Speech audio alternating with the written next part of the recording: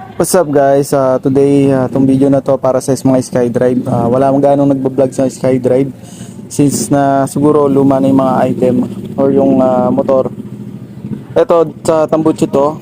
Sana may makita ako sa shop naman. Wala pa ako nakita nagpalit ng full talaga yung talagang buong set. Ito naman sa regarding sa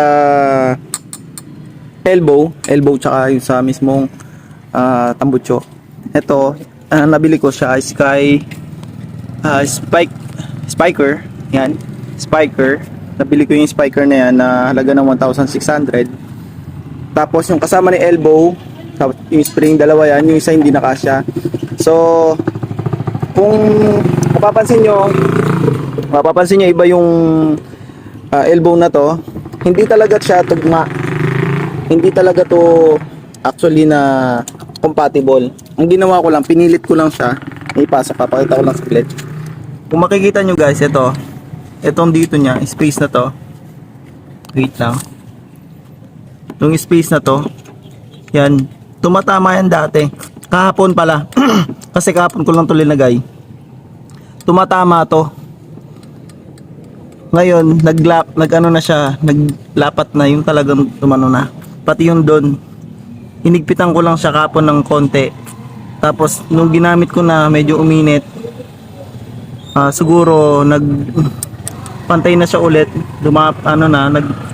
Talagang nag-compatible na siya sa pagkakadikit niya doon. Hanggang sa kanina umaga, inigpitan ko siya ulit. Ayan guys. Kung mapapansin nyo guys, yung ano niya dito ay meron akong ito yan oh. May gasgas siya dito. Yan. May gasgas siya dyan. Kasi yun, tumatama dito yung kapon. Nandito yung kapon. Nagkusa na lang siya nag-down dito dahil doon sa pagkakaigpit ko dito sa tornilyo na to.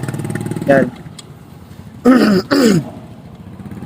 So kung bibili kayo ng tambucho, muffler na chicken pipe, pwede kayong bumili ng kahit anong gusto nyo. Pasadya kayo ng sarili nyong elbow. Yun nga lang, hindi ko alam. Sa amin kasi dito sa Pampanga, ang price niya is elbow pa lang is 1,200 na. Wala pa yung tambucho. Pagka buong set siya, 2,800. Kaya napilitan ako maghanap ng tambucho na magiging compatible dito. Apido, hindi ko alam kung compatible ba yung ano niya, yung elbow. So sana guys magusto niyo yung video na to. SkyDrive. Yung sounds niya nga pala. Medyo meron siyang space ng konti dito kasi dapat ito nandito.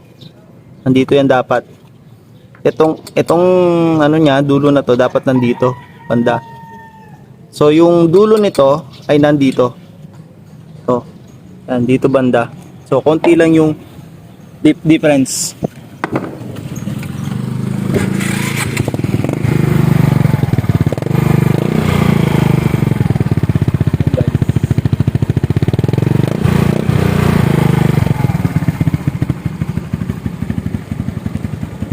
Sana magustuhan nyo guys. Spiker, yan. Spiker. So ayun guys, salamat sa panonood. Sana nakatulong ako kasi ang hirap ng minsan nagtatanong ka, hindi ka sinasagot sa mga page. Ayan. Maraming salamat guys. Panonood, salamat.